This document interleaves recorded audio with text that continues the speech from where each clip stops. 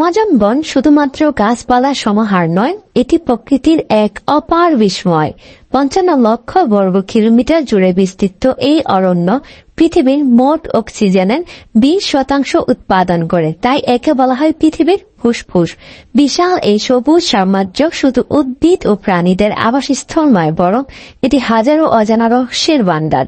এই ভিডিওতে আমরা জানব অ্যামাজনের গভীরে লুকিয়ে থাকা অবিশ্বাস্য প্রাণী ও উদ্ভিদ রাজ্যের কথা, আদিবাসীদের জীবনযাত্রা ও তাদের সংস্কৃতি, জলবায়ু পরিবর্তনের ফলে অ্যামাজনের ওপর বিপদ ও আমাদের করণীয়। সত্যি অ্যামাজন যেন এক জীবন্ত জাদুঘর। যদি আপনি প্রকৃতি অভিযানের ভক্ত হন, তাহলে এই ভিডিওটি আপনার জন্যই। পুরোটা দেখতে ভুলবেন না। তার আগে ছোট্ট একটি রিকোয়েস্ট করব, please subscribe my channel and then click bell icon. Amazon অরণ্য, অ্যামাজন জঙ্গল বা অ্যামাজনীয় নামেও পরিচিত, দক্ষিণ আমেরিকার আমাজন নদী ভিতরিত অঞ্চলে অবস্থিত বিশাল বনভূমি। এটি প্রায় পুরো অ্যামাজন নদীর অববাহিকাকে আচ্ছাদিত করে। এই অববাহিকার মোট এলাকা প্রায় ৭ লক্ষ বর্গ কিলোমিটার বা ২৭ লক্ষ বর্গ মাইল, যার মধ্যে ৬ লক্ষ বর্গ কিলোমিটার বা ২৩ লক্ষ বর্গ মাইল বনভূমি দ্বারা আবৃত। এই অঞ্চলটি ৯টি দেশ এবং ৩,৩৪৪টি আদিবাসী অঞ্চলের অন্তর্ভুক্ত। অ্যামাজন বনাঞ্চলের বড় অংশ, প্রায় ৬০% ব্রাজিলে অবস্থিত।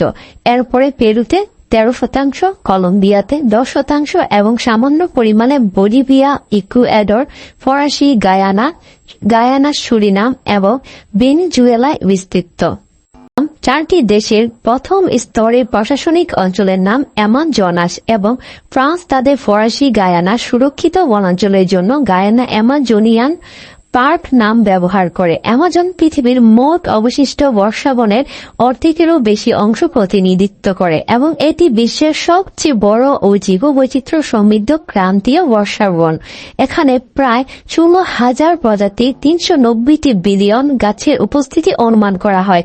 অ্যামাজন অঞ্চলে ৩৫০টি ভিন্ন জাতিগোষ্ঠীর ৩ কোটিরও বেশি মানুষ বসবাস করে। এই গোষ্ঠীগুলো ৯টি ভিন্ন জাতীয় রাজনৈতিক ব্যবস্থায় বিভক্ত এবং ৩,৩৪৪টি স্বীকৃত আদিবাসী অঞ্চলে ভাগ করা। মোট জনসংখ্যা ৯% আদিবাসী জনগোষ্ঠী এবং তাদের মধ্যে ৬০টি গোষ্ঠী বেশিরভাগ ক্ষেত্রে বাইরের পৃথিবী থেকে বিচ্ছিন্ন অবস্থায় রয়েছে। বন উজাড়ের ফলে অ্যামাজন অঞ্চলে বড় পরিসরে ধ্বংসাত্মক প্রভাব দেখা দিচ্ছে। ব্রাজিলে বন উজাড়ের ফলে সৃষ্ট আর্থিক ক্ষতি এই উজাড় থেকে উৎপাদিত সকল পণ্যের মূল্যের তুলনায় প্রায় ৭ গুণ বেশি হতে পারে। ২০২৩ সালে বিশ্ব ব্যাংক একটি প্রতিবেদনে প্রকাশ করে, যেখানে এই অঞ্চলে বন উজাড় না করে একটি টেকসই অর্থনৈতিক কর্মসূচি চালুর প্রস্তাব দেওয়া হয়েছে। জীববৈচিত্র্য, উদ্ভিদ ও প্রাণী জগতে অ্যামাজন কেমন? অ্যামাজন জঙ্গলে বিরল প্রজাতির প্রাণী মানুষ যারা রয়েছে, যা অন্য কোথাও দেখা যায় না। অ্যামাজনে ৮৫ লক্ষ প্রজাতির পোকামাকড়, ৪২৮ প্রজাতির উভচর, ৩৭৮ প্রজাতির সরীসৃপ এবং ৪২৭ প্রজাতির স্তন্যপায়ী প্রাণী রয়েছে। অনিন্দ সৌন্দর্যের পাশাপাশি বিপজ্জনক অনেক প্রাণী অ্যামাজনে বসবাস করে। অ্যামাজনে রয়েছে পৃথিবীর সবচেয়ে বড় এবং ভয়ঙ্কর সাপ অ্যানাকোন্ডা। এছাড়া রয়েছে লাল চোখা ব্যাঙ, বিভিন্ন প্রজাতির পোকামাকড়, জাগুয়ার, বানর, বৈদ্যুতিক ইল, পিরানহা, বিষাক্ত ডার্ট ফ্রগ সহ অসংখ্য বিষাক্ত জাতের সাপ ও বিভিন্ন ধরনের সরীসৃপ প্রাণী। অ্যামাজন প্রায় ৩৯০ বিলিয়ন বৃক্ষ রয়েছে, যা প্রায় ১৬,০০০ প্রজাতিতে বিভক্ত। হরেক রকমের গাছপালা দিয়ে আবৃত এই বনে বেশিরভাগই চির হরিণ বৃক্ষ, তাই এই বনকে চির হরিণ বন বলা হয়। পৃথিবীর জুড়ে যেসব রেইন ফরেস্ট রয়েছে তার অর্ধেকটাই এই অরণ্য, তাই একে রেইন ফরেস্টও বলা হয়।